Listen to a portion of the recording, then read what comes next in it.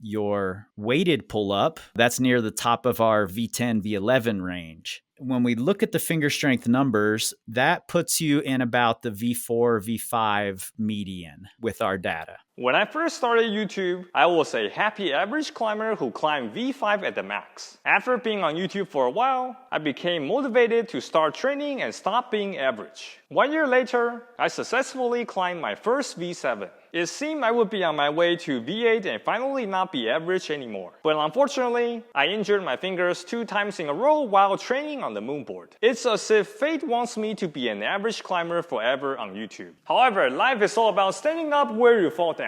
So here I am making another comeback again. In the past few months, you might remember me saying multiple times that the V7 I was projecting got taken down before I could finish it. I was hesitant to crimp hard because I didn't want to injure my fingers again. I shifted my attention to climbing slabs to hone in my technique. And I also knew that I needed to crimp train in a controlled situation like hangboarding to gain enough confidence to actually crimp hard in an uncontrolled situation like climbing. Although I feel I know the basic principles of hangboard training, I still decided to reach out to an expert because I want to speed up my progress and I don't want to accidentally re-injure my fingers again. The expert I reached out to is world-class climbing coach, Kris Hampton, who climbed 514 and V11 in his 40s. Prior to a video call with him, he asked me to measure 4 key measurements. First, the max weight I can hang on a 20mm edge for 10 seconds. Second, my max 7-3 repeaters, meaning how many rounds of 7-second hangs and 3-second rest that I can do. Third,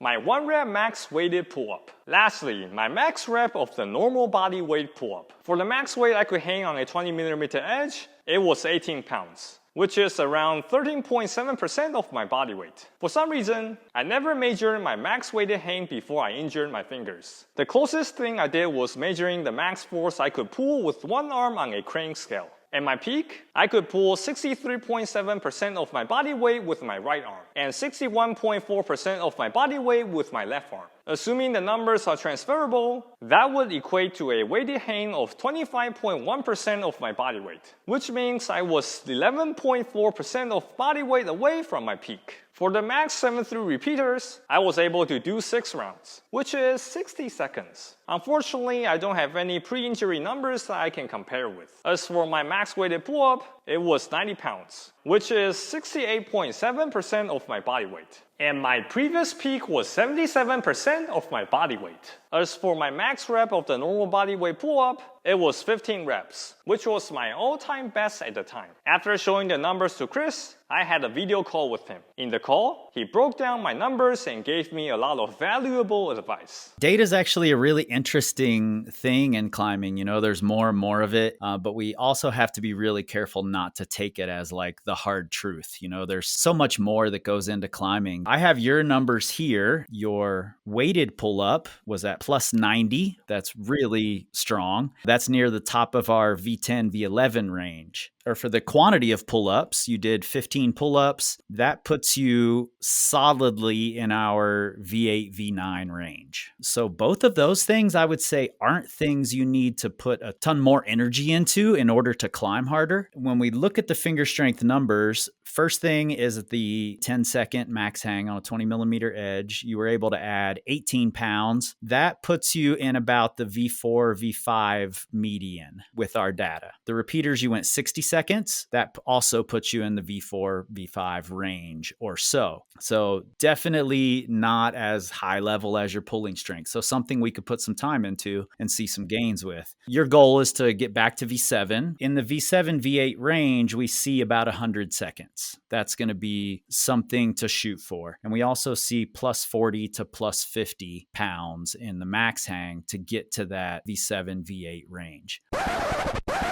At which climbing grade does it make sense to start training with the hangboard? I'm a big fan of you should start experimenting with it as soon as you want to. I don't think it's ever too early. Being able to load your fingers slowly and in a more controlled way, I think is really smart. If you're still gaining finger strength from just going and climbing, then by all means, keep doing that. I actually have the same opinion as you do. But then you commonly hear people saying that, okay, hangboarding is dangerous. You could potentially injure yourself. But in my mind, It's like so controlled compared to, say, like normal climbing. The injury risk is so low. I'm not sure where that myth came from that hangboarding is dangerous. I just don't think it is. I don't think there's any inherent danger. It's all about, can you handle the loads that you're putting on? Now, if you're climbing 6 days a week and then you add in hangboarding on top of that, it might be too much load and you might end up with an injury, but it's not hangboard's fault. It's your fault for going overboard. Hangboarding is just simply more controlled. So there's no reason to think that it would be more dangerous. Should you hangboard before climbing, after climbing, or on non-climbing days? The sort of prevailing wisdom these days is that you should always hangboard before climbing. I don't necessarily think that's true. I've seen it work for people the other way around. There are some general rules to follow. If you're trying to gain pure strength, then you don't want to do that when you're tired. With those purely strength hangs, like max style hangs, it's more of a neural response. That stuff, a lot of us feel should go before climbing, whereas something like repeaters, which is going to be a little more structural, should go after climbing. There's also the idea that we have to keep in mind of, am I a really skilled climber, or is skill something I still need to put a lot of work into? And where does finger strength fall in that spectrum? Do I have lots of finger strength, or is finger strength something I really need to work on? I'm a fan of putting the thing you need to work on the most first. Then if there's time for the other things, by all means, go and do that. Is it more effective to train on a smaller edge, or is it more effective to train on the same edge but add weight onto yourself? Yeah, that's a good question, and hotly debated actually amongst a lot of people who are really paying attention to what makes fingers stronger. So there's not a ton of research into climbing at all, but I think finger strength is probably one of the most heavily researched parts of climbing. So it's looking like staying on a larger edge, somewhere around 20 millimeters, something about the depth of your first pad of your finger, and adding weight until you get to a place where it's going to be uncomfortable. You know, for some people, that's half of their body weight. For some people, it's 3/4 of their body weight, whatever it is. And then maybe move down to a slightly smaller edge and add weight. And that's specifically for getting stronger fingers. Now, hanging on just a small edge at body weight can be really, really valuable for pain tolerance, for just learning to trust hanging onto a small edge. And that can translate better to in a lot of, small hold climbing if your gym still sets with tiny holds. So both are really good. It just really depends on what your final outcome desire is. Do you want to be able to pull harder on relatively big holds? Or are you climbing on these vertical things with tiny little razor crimps? If that's the case, you might want to spend some time hanging on tiny little edges. Should we cool down our fingers after climbing or hangboard training? If yes, how? I don't think it's as completely necessary if you're doing relatively low intensity endurance type work. But I generally find that if I finish a hard finger session and then I go straight into the house to make dinner or whatever, then my fingers are pretty stiff afterward. But if I finish by just doing a little low intensity climbing afterward, something happens there that seems to like lubricate my fingers a little bit and allows them to move a little better throughout the night and into the next morning. So I'm a big fan of just doing relatively easy moves or even relatively easy hangs. It can be a good way to get your fingers out of that state where they're ready to try really, really hard.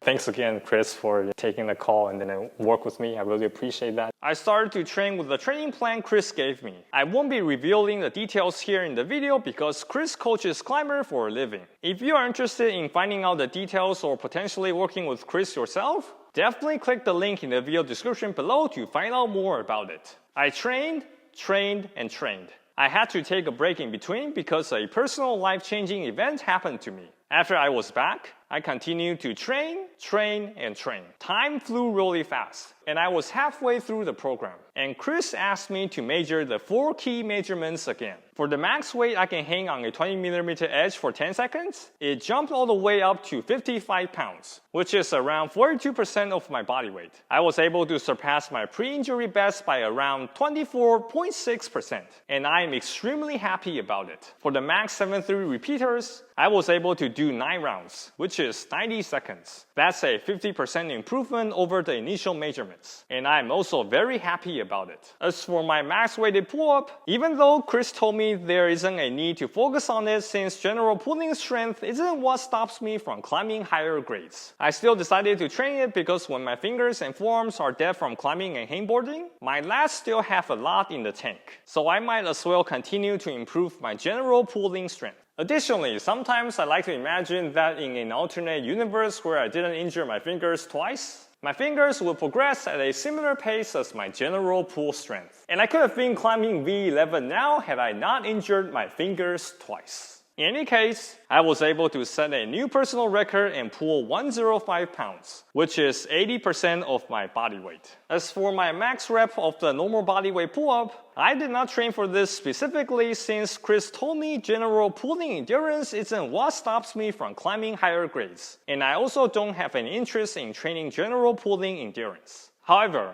I was still able to make a slight improvement by pulling 16 reps. I know what you are thinking. What about your actual climbing? Before starting the training plan, I wasn't even close to finishing any V7 in my gym. I wasn't able to finish a V7 either before the halfway point of the program. But I was able to slap the finish hold of the V7 I was projecting. Unfortunately, I wasn't able to figure out how to cling onto the finish hold before it got taken down. But to me, this is still progress. It feels like I progressed from V6 to V6.9. If you are interested in working with a great coach like Kris and potentially seeing the same results as I did, definitely click the link in the video description below to find out more. Full disclosure, the platform where Kris hosted his training program allows me to generate a referral link.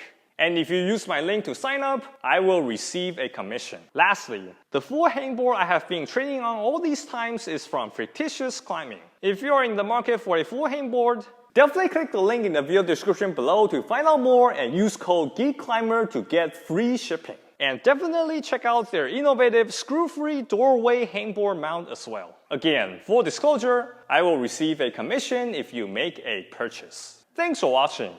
Like, subscribe, and definitely stay tuned for part 2.